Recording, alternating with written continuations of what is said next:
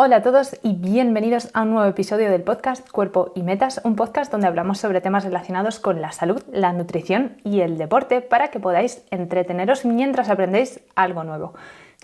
Yo soy Mirabai Cuenca, me podéis encontrar en Instagram como @mirabai_cuenca y ya sabéis que además de ser runner y friki del gimnasio me dedico a investigar, soy investigadora concretamente en el campo de las terapias génicas y por eso hoy os voy a traer una historia que fue muy sonada y salió en todos los periódicos, que parece ciencia ficción pero realmente consiguió salvar la vida de un bebé en tan solo unos meses. Es la historia de un equipo de científicos y médicos que consiguieron diseñar, fabricar y administrar una terapia génica completamente nueva y personalizada para una enfermedad que no tenía cura a un bebé y que consiguieron además que funcionara y mejorase la enfermedad del pequeño que de otra manera no habría sobrevivido. Este bebé nació con una enfermedad genética mortal que ya os digo que hasta entonces no tenía cura y este equipo de profesionales inició una carrera contrarreloj para hacer una terapia a medida, única y exclusivamente para este bebé. Y lo hicieron en menos de un año. O sea, es absolutamente increíble. Y yo os vengo a contar cómo lo hicieron y qué implicaciones tendría esto para los demás, que no tenemos esta enfermedad, pero podemos desarrollar muchas otras enfermedades genéticas. Si queréis consultar los detalles más técnicos de la historia, se publicó en mayo de 2025 en el New England Journal of Medicine, que es una de las revistas más prestigiosas que hay, sobre todo en cuanto a terapias que se llevan a la clínica se refiere.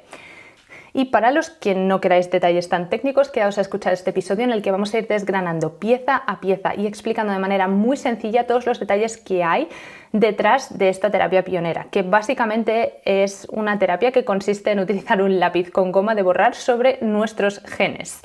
Se llama técnicamente edición de bases mediada por CRISPR y veremos cómo los investigadores hicieron posible lo imposible para aplicar esta terapia en una persona en un tiempo récord. Y también debatiremos un poco si esto puede significar el comienzo de una nueva época en la que la medicina personalizada esté más a la orden del día y en la que te puedan realizar una terapia única y hecha a medida para la enfermedad o el problema que tú tengas. Empecemos por el contexto. ¿A qué pesadilla se enfrentaba este bebé y sus padres? ¿Cuál era la enfermedad que tenía? Bueno, todos sabemos que las proteínas son esenciales para la vida y de hecho como deportistas vivimos a veces pendientes de la ingesta de proteínas para reparar los músculos, para mejorar la recuperación y mejorar el rendimiento. Pero nunca a lo mejor se nos ha ocurrido pensar que al usar esas proteínas nuestro cuerpo está generando sustancias de desecho, concretamente residuos tóxicos como el amoníaco, que si llegasen al cerebro pues evidentemente nos causarían muchísimos problemas. No obstante, esto nunca sucede porque nuestro hígado tiene una especie de sistema de tratamiento de residuos súper eficiente y este sistema se conoce como ciclo de la urea. Este ciclo lo que hace es que coge el amoníaco que resulta del metabolismo de las proteínas y lo convierte en urea, que es una sustancia inofensiva que además excretamos fácilmente por la orina. Pues bien, lo que le pasó a este bebé es que nació sin la primera y una de las más importantes máquinas de esta planta de tratamiento de residuos, es decir, nació sin una enzima que es la que ayuda a que se realice la primera reacción química de este ciclo de la urea para convertir el amoníaco en urea. Concretamente esta enzima se llama carbamoil fosfato sintetasa 1 o CPS1 por sus siglas en inglés, así que este bebé nació con una deficiencia de CPS1. Por tanto, cada vez que el bebé tomaba leche materna para crecer y para alimentarse, pues las proteínas de la misma se descomponían y se metabolizaban generando amoníaco que el bebé no podía eliminar y por tanto el bebé empezaba a acumular una especie de veneno para su cuerpo. Esta enfermedad es ultra rara, súper rara, afecta solamente a 1 de cada 1,3 millones de bebés. Y eso sí, tiene una tasa de mortalidad del 50% en los primeros meses de vida. Es decir, que si a este bebé no le hubieran desarrollado esta terapia, posiblemente a día de hoy no estaría vivo. Esto se lo detectaron a las 48 horas de nacer, cuando empezaron a ver que le costaba respirar, que estaba letárgico y entonces le hicieron un análisis de sangre y vieron que los niveles de amoníaco estaban por encima de 1000 micromoles por litro cuando suelen estar por debajo de 33. Literalmente se estaba ahogando en su propio amoníaco.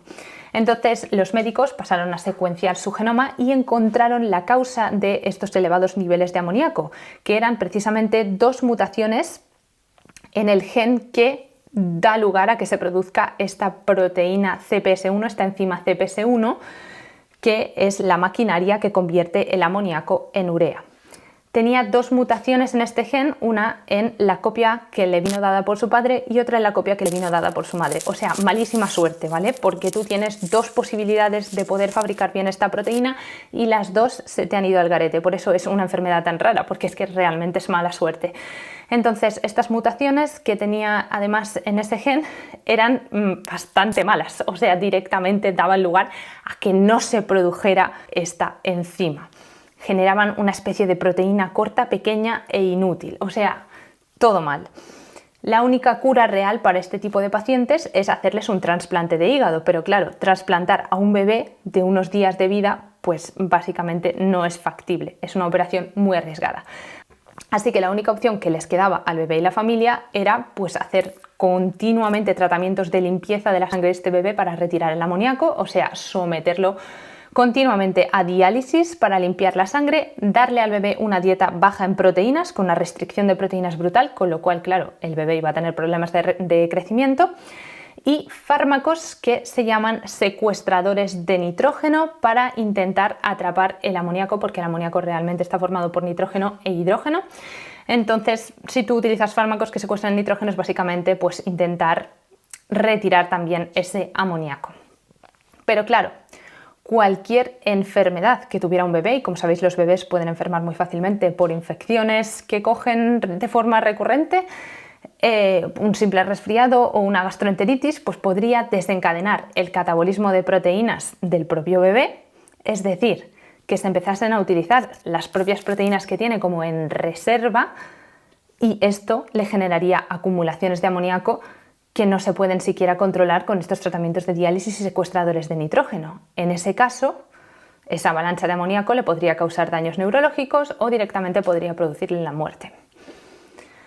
Entonces, ante esta situación tan desesperada, los médicos del bebé, que eran de un hospital de Filadelfia, contactaron con un experto en genética, un jefe de laboratorio de la Universidad de Pensilvania, y le propusieron crear una terapia a medida para este bebé. Gracias a Dios tenían financiación y dijeron que sí, así que vamos a ver ahora en qué consistía esta terapia que decidieron diseñar, testar, fabricar y administrar en menos de un año. ¿Y en qué consistía esta terapia? Bueno, esta terapia está basada, como os he dicho antes, en el sistema CRISPR-Cas9. CRISPR a lo mejor os suena porque es una herramienta que lleva varios años en danza y de hecho recibió el Premio Nobel de Química en 2020, y digo que a lo mejor os suena, aunque no estéis puestos en ciencia, porque la persona que descubrió este sistema, que es un sistema de defensa de las bacterias que nosotros hemos adaptado para otros usos, fue una persona española, fue Francisco Mojica, concretamente Francisco Juan Martínez Mojica. Y aunque la terapia recibió el Nobel en 2020, Mojica no se llevó el Nobel y esto generó bastante controversia. La razón por la que no se llevó el Nobel, que no viene mucho al caso, pero os la cuento rápidamente, fue porque él descubrió el sistema biológicamente en bacterias, pero él no dio la idea de utilizarlo como herramienta de edición genética pues para terapias o para investigación. Esto lo hicieron las que sí se llevaron el Nobel, que fueron Emmanuelle Charpentier y Jennifer Doudna. En cualquier caso, CRISPR lleva bastantes años en danza y es una herramienta que precisamente permite editar genes como si fueran unas tijeras moleculares que cortan en nuestro ADN y dan lugar a que se repare de una manera o de otra, pero permiten editar nuestro ADN con un mecanismo de corta-pega fácil. De hecho, esta herramienta de CRISPR-Cas9 ya se había llevado a la clínica para tratar otra enfermedad, concretamente una enfermedad que se llama amiloidosis ATTR, también es una enfermedad rara, en la cual utilizaron estas tijeras moleculares para cortar la proteína defectuosa, eliminarla y que no se produjera. Como os podréis imaginar, tampoco se ha utilizado tantísimo más esta herramienta porque el hecho de cortar el material genético pues puede tener bastantes efectos secundarios si por lo que sea cortas donde no tienes que cortar, y entonces eso puede ser peligroso porque puede llevar a mutaciones en otros genes o tener ciertos efectos secundarios. Entonces lo que hicieron como terapia para este pequeño bebé fue utilizar algo adaptado a partir de CRISPR-Cas9, pero mucho más sutil y menos peligroso, que fue modificar toda esta maquinaria de CRISPR para que no fuera activa cortando como unas tijeras, sino para que lo que hiciera fuera borrar letras del material genético y escribir unas nuevas. Es decir, tú no cortas, tú no rompes el material genético, sino que simplemente lo modificas ligeramente, modificas químicamente su composición química precisamente. Entonces, esta adaptación del método CRISPR se denomina edición de bases o base editing en inglés. Vale, para que entendáis esto un poco mejor, imaginaos nuestro ADN, nuestro material genético, como un libro, pero que está formado solo por 4 letras que están formando muchísimas palabras diferentes, capítulos, etcétera, en diferentes combinaciones, pero al final son solo 4 letras, A, C, T, G. Estas letras realmente son moléculas químicas que se llaman bases nitrogenadas, pero bueno, esto da igual, son moléculas químicas que se representan de hecho por 4 letras. Entonces podemos imaginarnos el material genético como un libro. Lo que hace CRISPR-Cas9 de normal es cortar las letras en un sitio y esto da lugar a mecanismos de reparación en nuestras células que pueden insertar aleatoriamente algunas bases en ese sitio para reparar el corte, ¿no? Como si fuera una cicatriz, o pues si le proporcionamos un molde externo, pueden pegar allí otro fragmento, como si fuera un cortapega. Cuando nosotros modificamos la maquinaria de CRISPR para que no sea activa cortando, sino que haga otras cosas, lo que vamos a conseguir es que una letra se cambie por otra, y esto es lo que se denomina edición de bases o base editing, que es lo que hicieron para este pequeño bebé. Entonces, cuando nosotros estamos cambiando una base por otra, si esto ocurre en otro sitio del genoma, puede tener efectos negativos, pero posiblemente sean menores que si podemos generar roturas en diferentes sitios del genoma que empiecen a dar lugar a que las células que tenemos en nuestro cuerpo se vayan muriendo. Entonces, esto es una tecnología revolucionaria que se ha descubierto hace poco, que podemos directamente editar letras únicas de nuestro código genético de manera súper precisa, y es lo que le aplicaron a este pequeño. Es la primera vez que se aplica in vivo en una persona. Entonces, en resumen y en una sola frase, si CRISPR-Cas9 normalmente son unas tijeras que cortan el ADN para que luego la célula lo repare, a veces con errores, la edición de bases es simplemente un lápiz que tiene muchísima precisión y que tiene una goma de borrar, y lo que va a hacer es borrar una letra y poner otra letra diferente, que es la que hace falta en ese sitio. Es como si fuera una cirugía de precisión química, letra a letra, en nuestro material genético. Y lo que consiguieron con esta cirugía fue precisamente corregir una de las mutaciones que había heredado este bebé, concretamente la que había heredado de su padre en el gen CPS1, es decir, en el gen que daba lugar a que no se produjera la maquinaria que el bebé necesitaba para convertir el amoníaco en urea. Entonces, al corregir una de las dos mutaciones de la copia que había heredado del padre, al menos el bebé podía producir un poquito de máquina funcional, no la misma que una persona sana, porque lógicamente esta terapia no es 100% efectiva, pero podía al menos corregir la mayor parte de sus síntomas y sobrevivir, que era de lo que se trataba. Esta mutación que había heredado de su padre consistía en un cambio, porque esto es una mutación, un cambio en una de las letras del ADN de una G por una A, que lo que hacía es que no se produjera la maquinaria.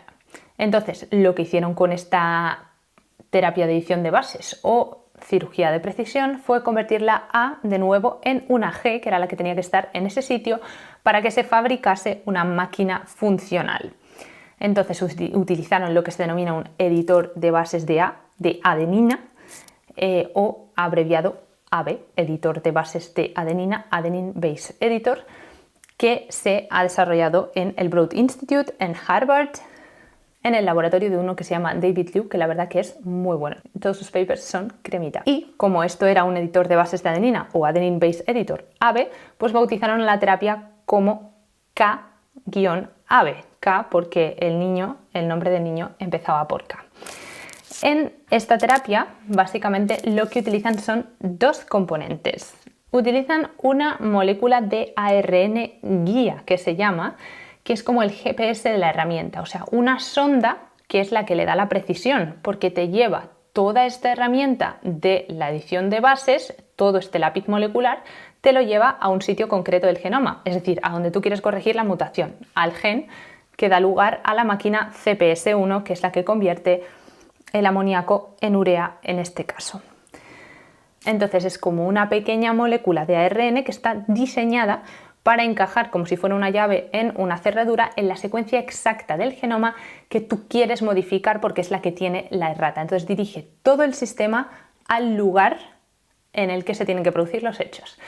Y por otro lado, esta terapia incluye también un ARN mensajero que es como si fueran las instrucciones para que nuestras células produzcan esta maquinaria adaptada de CRISPR y que por tanto produzcan este lápiz con goma de borrar, porque si no de normal nuestras células no sabrían producirlo. Ya os digo que es un sistema que se encuentra solo en bacterias. Entonces nosotros externamente les damos a nuestras células las instrucciones para que produzcan este lápiz con goma de borrar que después se dirija con el ARN guía al gen que tenemos que editar de manera súper precisa para que tenga los efectos que nosotros queremos y no otros.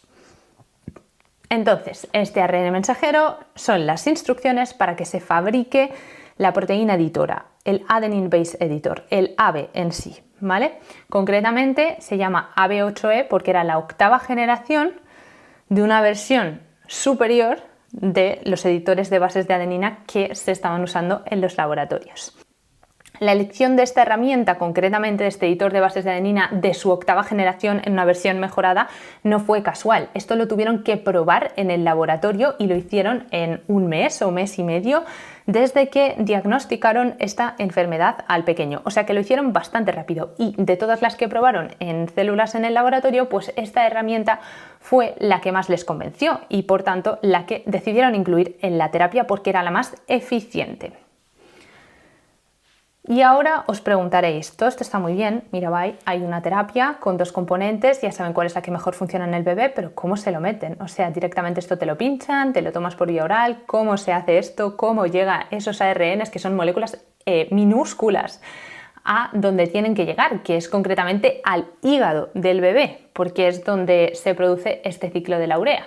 Bueno, pues esto se hace mandando un paquete, sencillamente. Este paquete, en términos técnicos, se denomina nanopartícula lipídica o por sus siglas en inglés LNP, del Lipid Nanoparticle. Nanoparticle es una partícula súper pequeña, de ahí nano, de que es muy pequeña, que está formada por lípidos, como su propio nombre indica. Es como un paquete con una membrana de grasa que te protege todo para que te llegue al sitio que te tiene que llegar.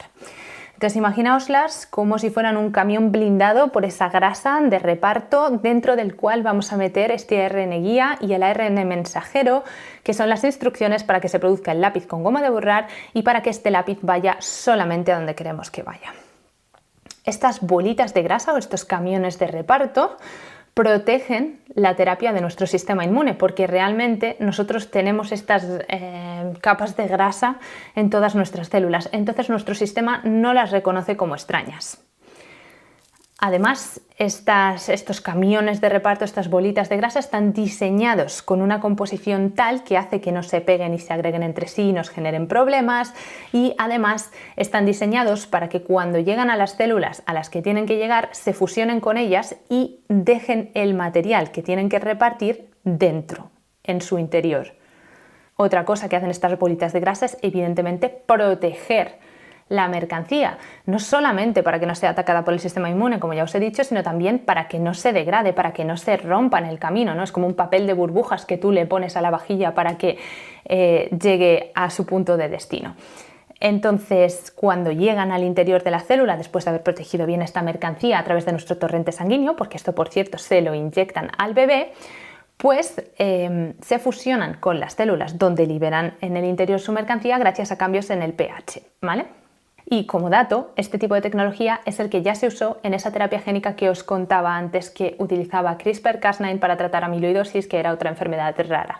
O sea que las nanopartículas lipídicas es lo que más se usa como vehículo ahora para meternos terapias génicas, por así decirlo, por su seguridad y porque suele permitir que se readministre, ¿no? Como nuestro sistema inmune no reacciona frente a él y no lo reconoce como extraño, normalmente si no te funciona la primera te pueden dar varias dosis.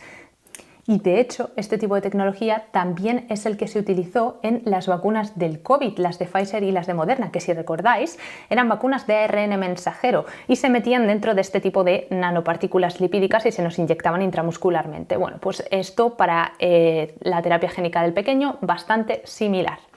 Entonces, al inyectarse van viajando por la sangre estos camiones de reparto, estas bolitas de grasa con el ARN mensajero y el ARN guía que tienen que llegar a las células del hígado del bebé. ¿Y cómo llegan a las células del hígado? Porque claro, como saben, de todos los tejidos que tenemos en el cuerpo, ¿dónde tienen que ir? Bueno, esto se debe a que, es una especie de defecto de estas partículas que nosotros en este caso pues lo aprovechamos para tratar una enfermedad que afecta al hígado, pero generalmente estas partículas van al hígado y si tú quieres tratar una enfermedad de corazón, pues no te va a ser tan fácil, ¿vale? Pero esto se debe a la composición de estas bolitas de grasa, porque tienen en su superficie un componente que se llama apolipoproteína E o ApoE, que quizás hayáis escuchado por su relación con el colesterol LDL, de Low Density Lipoproteins, pero bueno, esto no viene al caso. Las nanopartículas lipídicas tienen este ApoE en su membrana. Y al recubrirse de este ApoE se parecen mucho a estas partículas de colesterol LDL que os digo, que al final siempre van al hígado y tienen receptores naturalmente en la superficie del hígado. Entonces nuestro hígado confunde las nanopartículas lipídicas con partículas de colesterol que normalmente tenemos y las capta con estos receptores, básicamente. Entonces las capta, las mete dentro de la célula y así es como le hemos colado a una célula del hígado ese lápiz con goma de borrar que queremos que nos corrija la mutación del bebé. Todo esto fue una carrera contrarreloj que fue súper rápido. Eligieron la herramienta que tenían que utilizar en células en cosa de mes y medio, contactaron a la empresa que podía repartir este material de forma eficiente y segura al hígado del bebé y se pusieron manos a la obra a probarlo en animales para ver si era seguro. En los animales lo que hicieron fue testar la dosis en monos para comprobar qué dosis eran seguras y suficientes, cuáles eran tóxicas, si se podía readministrar la terapia pasados unos días o unas semanas y confirmaron que el tratamiento era seguro, que permitía la redosificación a las semanas, que después es lo que hicieron en el bebé, y se acabó. Después también crearon un modelo de ratón que tuviera la misma mutación que querían corregir en el bebé. Esto lo hicieron súper rápido, la verdad, para lo que es crear así un modelo de ratón personalizado y le inyectaron la terapia que ya habían desarrollado y vieron que funcionaba, que corregía a la dosis más baja la mutación en un 10% de las células y esto era suficiente para mejorar la enfermedad en el ratón. Si incrementaban la dosis se podía corregir esa mutación hasta en la mitad de las células del hígado del ratón, pero claro, esto también tenía más riesgos de tener otros efectos secundarios que aunque no fueran peligrosos luego nunca sabes, ¿no? Entonces mejor que la terapia esté haciendo solo lo que tú quieres que haga, aunque sea una dosis más baja, si esto ya es suficiente para aminorar los síntomas de la enfermedad y mantener al pequeño con vida. Lo que hicieron cuando ya tenían esta dosis que era segura en ratones fue utilizar 3 técnicas distintas para verificar que no hubiese ningún otro gen mutado o editado en esos ratones al introducirles esta maquinaria y cuando ya comprobaron que esto era así, dijeron, el riesgo es mínimo, vamos a solicitar la aprobación a la FDA y vamos al bebé. Es decir, ya tenían todo listo con los estudios en animales y todo. En 5 meses solicitaron la aprobación de la FDA. Esta se les concedió más o menos a los 6 meses porque se concibió por una vía rápida y acelerada para este tipo de medicamentos que son expedidos para un único paciente. Son normalmente aprobaciones muy rápidas porque son situaciones desesperadas para enfermedades graves que no tienen cura y que la alternativa es que la persona se muera. Así que la FDA les dio luz verde en una semana y a los 7 meses del diagnóstico le administraron la terapia al bebé. Y vamos a ver ahora cuáles fueron los resultados. Le administraron al bebé la dosis más baja, la más baja que había demostrado efectos en ratones, que es 0,1 miligramos por kilo de peso corporal, cuando el bebé tenía 7 meses. Y como habían visto en los estudios en monos que se podía redosificar, le administraron una segunda dosis 3 veces más alta a los 22 días, que también toleró bien. Y lo mejor es que clínicamente el bebé empezó a mejorar. Pudo empezar a aumentar un poco la ingesta de proteínas, lo cual es vital para que crezca y se mantenga sano el bebé. Estaba de hecho en percentiles muy bajos de peso, creo que era percentil 9 y pasó a ser percentil 26 tras la terapia. Después también consiguieron reducirle a la mitad la medicación, esta secuestradora de nitrógeno y secuestradora de amoníaco que necesitaba usar el bebé para controlar el amoníaco. Es verdad que no consiguieron quitarle esta medicación porque al quitársela vieron que le subían demasiado los niveles de amoníaco, o sea que quizá esta terapia no era suficiente para retirar por completo la medicación, al menos no solo tras 2 dosis, pero al menos consiguieron reducirle esta medicación a la mitad. Y lo más importante, después de administrar la terapia, el bebé tuvo una gastroenteritis y ya os he dicho que cualquier virus o enfermedad que tuviera el bebé podría inducirle una metabolización de sus propias proteínas que daría lugar a una crisis de amoníaco con efectos neurológicos graves o que incluso podrían causar la muerte del bebé. Y esto no fue así. Al haberle administrado la terapia al bebé y aunque estaba solamente con la mitad de la medicación que normalmente estaba tomando, tuvo una gastroenteritis y sus niveles de amoníaco no se dispararon, con lo cual este bebé tiene muchas más probabilidades de sobrevivir ahora, aunque habrá que verlo porque solo se le ha estudiado un par de meses después de esta administración de la terapia, que ha sido hace nada. Por otro lado, evidentemente, cuando le hacen ahora un análisis de sangre al bebé, los niveles de amoníaco habían bajado a unos niveles dentro de lo normal, también otros marcadores de cómo está funcionando ese ciclo de la urea se habían restituido a valores normales, lo cual indicaba que esa planta de tratamiento de residuos estaba empezando a funcionar, al menos parcialmente. Ahora la cuestión es si esta terapia va a durar o no, porque aunque tú edites el material genético de una célula y esto se transmita a las células hija, el hígado de un bebé está creciendo todo el rato y regenerándose. De manera que si las células, ese 10% o menos, no se sabe exactamente cuánto tiene editado en su material genético el hígado del bebé, porque evidentemente no se le ha podido coger un trozo para analizar, ¿no? Pero si asumimos que es igual que en ratones, solamente un 10% de las células de su hígado van a estar corregidas. Y si lo que se empieza a expandir por lo que sea son el resto de células de su hígado que tienen la mutación, pues evidentemente esto no va a durar para siempre y habría que redosificar. De todas maneras, como esta terapia es segura, pues tampoco habría problema de volver a administrársela nuevamente más adelante en la vida, si este fuera el caso, en teoría.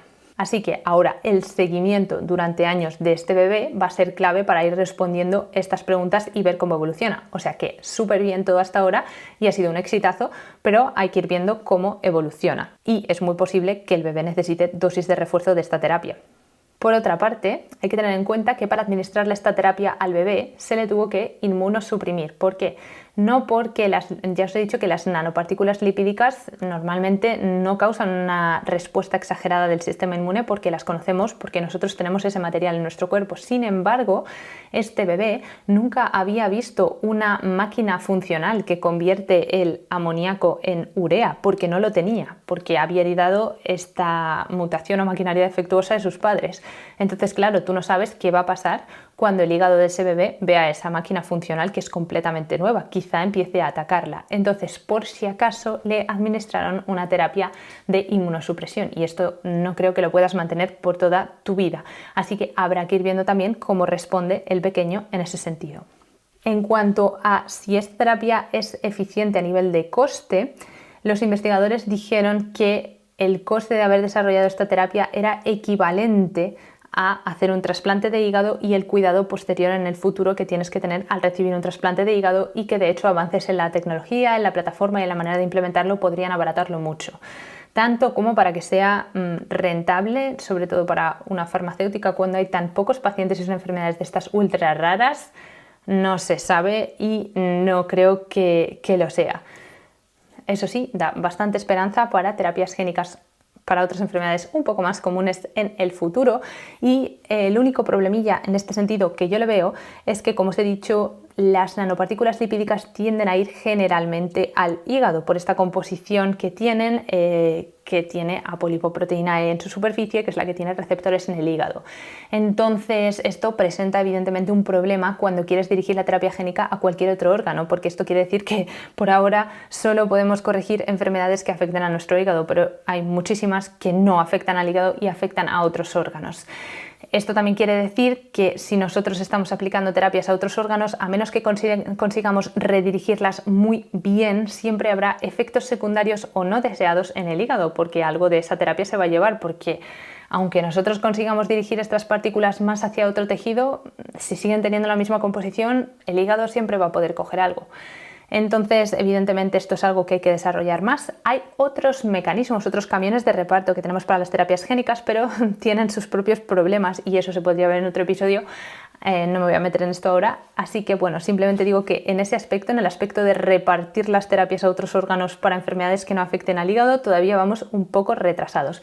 Pero, no obstante, esto la verdad es que es muy guay, ver cómo algo que se hace en el laboratorio desde hace unos años, que se ha descubierto a partir de un sistema inmune de las bacterias y que ha dado lugar a multitud de herramientas de edición genética, puede aplicarse en la clínica a un paciente, a un bebé, a un humano y corregir una enfermedad que hasta entonces no tenía cura. La verdad es que eso es la motivación que tenemos todos los investigadores para ir a trabajar a diario. Así que la verdad que muy guay. Ya me podéis dejar en comentarios qué os parece a vosotros y vamos a ver ahora un resumen de lo que hemos aprendido.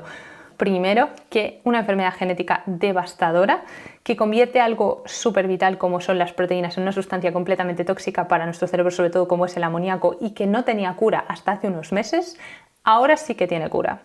Lo segundo que hemos aprendido es que en ciencia hay herramientas súper precisas que pueden editar nuestro material genético como si fueran un lápiz con goma de borrar. Estas herramientas se conocen como edición de bases mediada por CRISPR. Y estas herramientas además pueden aplicarse in vivo en humanos, por ahora de forma segura. Y por último, hemos aprendido que el futuro de la medicina quizá pase por una colaboración masiva entre empresas, hospitales, universidades y, por supuesto, financiación. Y esto, la verdad, que en España, como no se pongan las pilas y se dediquen a invertir en investigación, en emprendimiento de empresas de biotech, en IA, en sanidad, en lugar de estar ahí a robar al cotilleo, al cachondeo y al putiferio en un país un poco ya de pandereta, pues va a ser complicado. Evidentemente quedan preguntas importantes que responder sobre la durabilidad de esta terapia, sobre la seguridad a largo plazo, sobre cómo se resolverían problemas de coste, pero bueno, al menos esto abre una puerta de esperanza para muchas personas que tienen enfermedades genéticas más o menos raras, que hasta ahora no tienen cura, pero que yo creo que se va a poder ir encontrando si se resuelven estos otros pequeños detalles.